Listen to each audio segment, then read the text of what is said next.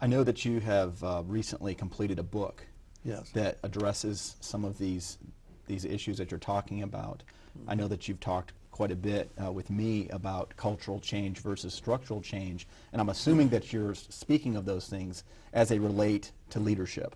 Yes, that is true. You know, we can, by structural change, and these are things that I have lived through. For example, you know, we increase the number of credits required to graduate. I don't want to say that's bad, but I do want to say that that doesn't automatically mean we're going to improve the educational experience for children. Or we may go to a different kind of scheduling pattern for a local school.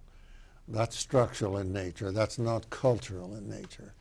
And I'm not saying that that's bad necessarily, but it's probably not going to improve the product. What you're suggesting is that cultural change should not be overlooked, that it's in fact absolutely critical to positive, Yes. transformative change in Yeah. education. So what is cultural change? It's got to get down to every person on the staff in a local Christian school. If I can mention one name, I came into contact with some of the works of Peter Senge. You may know that name somewhat. And he has defined through research certain characteristics that really ought to get at a local staff. For example, there has to be a commitment to learning. And when I say learning in that way, I'm talking about learning for all students. We don't write anybody off. But it also includes learning for the staff. He talks about a culture where a staff is willing to examine the way things are done. By the way, that's the definition of culture in its simplest form, that a culture of a school is just simply the way things are done. So the mindset of that staff has got to be willing to take a look at the way things have been done, and if we see there is a need to change, we need to change. And that's cultural change. Now, Peter Senge and others have succeeded in defining characteristics of cultural change that I really do believe will make a difference in the quality of educational experience that we offer children. One of the things that I've noticed is, and this applies to schools, districts, Yes. State educational agencies, and any type of organizational system, is that some operate as closed systems. And they function in a very mechanistic way. They do what they've been programmed to do. They respond to the stimuli around them in the way that has been pre-programmed, facilitated in advance. However, the one thing we know is that our world is constantly changing. Sure. We live in a very fluid environment, and organizations, if they wish to thrive, they need to be adaptive. They need to be living organisms.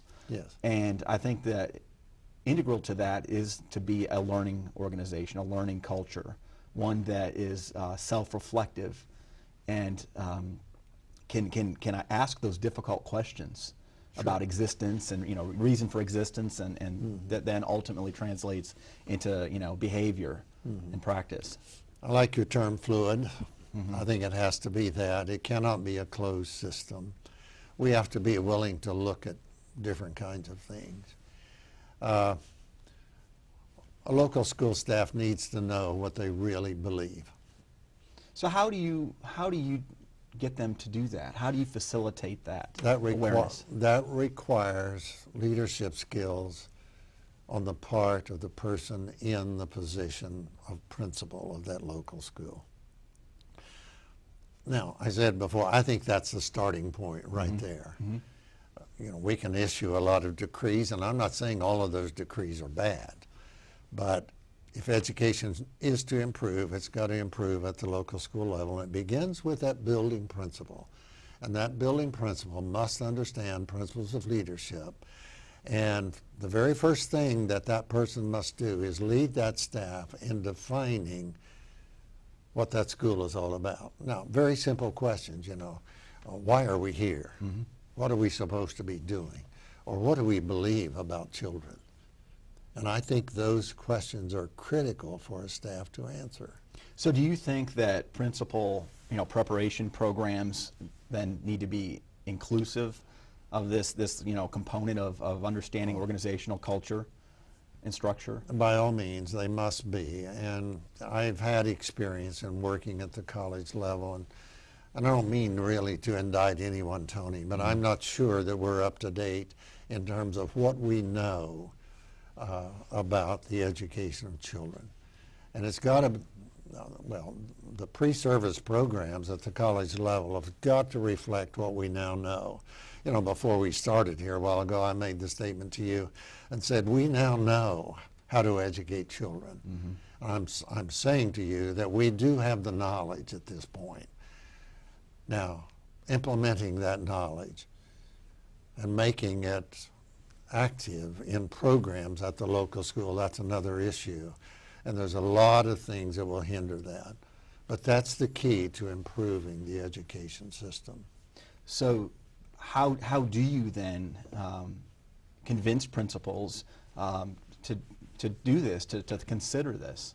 Well, it's got to be, that's one thing that the upper echelons of the system created to provide the education experience. That's one thing that they can do. And so they've got to understand the nature of what they can do. It would be good to define what those upper echelons can do versus what that local building principal can do. Well, it sounds like it's very, very important that Yes, it is. that they consider this, and that Yes. when you have that understanding of what learning really looks like, and you can connect that to the organizational awareness of the fact that this is a living organism that Yes. should be learning and adapting and evolving. Some very exciting things can happen at that local school Sure. level. And the thing that I enjoy about our conversation today is, you told me earlier how old you are, and we don't need to say it on here. Well, I don't care if you say it on here. Well, a lot of people your age would be slowing down, but you are passionate, you are active, you are writing books, you're out speaking, and when you think about what's next, I have to ask, I don't know that I can answer that. I don't know what's next for me, and I don't mind telling people my age. I am 2 months short of 83, and that's okay. I have to stay busy, and that's just my nature. Now, I have just completed a manuscript for a book, and I've been involved very much in private education, in fact, private Christian education for a little while. And the title of this book, which will come out in September, 9 Marks of a Healthy Christian School.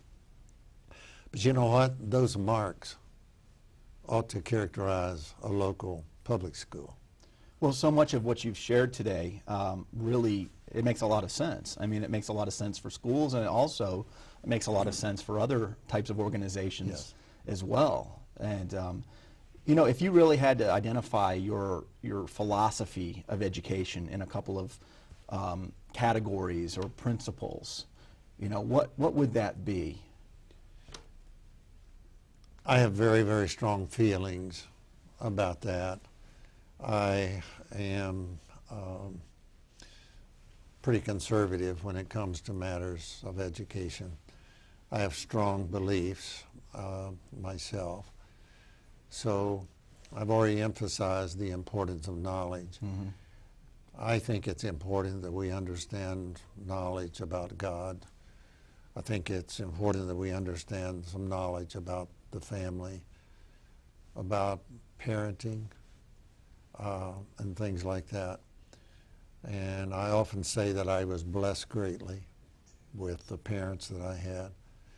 Well, my father did not have a college education. He understood some of these things. And that was so very important. So I have to give both my father and my mother credit. And I think as far as foundational truths, those are things you have to build your life around. Well, it sounds like you've certainly done that, and are working with your children and grandchildren to talk about the importance of those things with them as well. Yes.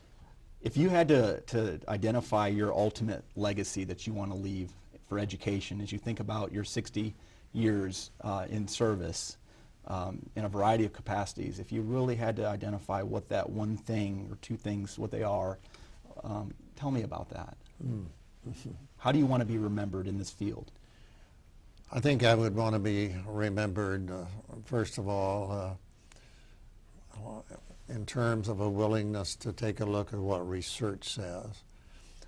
And you've already figured out that I also think that there is a truth that you have to deal with. And the combination of those two things, I think, form a foundation, not only for an educational program, but they form a foundation for life. I want to be remembered for that, but let me tell you, the Lord blessed me with 5 children, each of whom I love dearly, and it doesn't embarrass me to say that. I want my legacy to be that I have done right by my children. Well, on that note, we're going to wrap that up, our conversation up today. Dr. Suter, it's been wonderful having you on ICF Insights today. Thank you very much. Thank you very much, And Tony. thank you for joining us on this edition of ICF Insights.